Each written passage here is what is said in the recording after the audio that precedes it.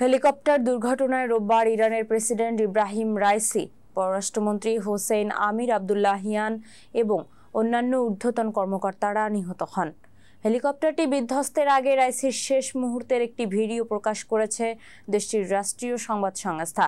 ভিডিওটিতে দেখা যায় হেলিকপ্টারের জানালা দিয়ে বাইরে তাকিয়ে রয়েছেন রাইসি। এ সময় পররাষ্ট্রমন্ত্রী সহ তার অন্যান্য সফর সঙ্গীকে একে অন্যের সঙ্গে কথা বলতে দেখা যায়। আজারবাইজানের সঙ্গে ইরানের সীমান্তে একটি বাঁধের উদ্বোধনী অনুষ্ঠানে যোগদানের পর প্রেসিডেন্ট রাইসি, পররাষ্ট্রমন্ত্রী আমির আবদুল্লাহিয়ান এবং অন্যান্য উচ্চপদস্থ কর্মকর্তারা ফিরছিলেন। রোববার বিকেলে দুর্ভাগ্যজনকভাবে হেলিকপ্টারটি বিধ্বস্ত হয়।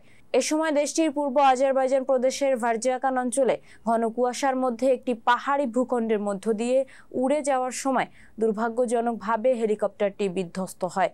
দেশটির রাষ্ট্রীয় সংবাদ সংস্থা ইসলামিক রিপাবলিক নিউজ এজেন্সির ইরনার তথ্য অনুযায়ী পূর্ব আজারবাইজান প্রদেশের গভর্নর মালেক রহমাতি এবং রাইসি নিরাপত্তা দলের প্রধান মেহেদি মুসাভিও বিধ্বস্ত হেলিকপ্টারটিতে ছিলেন।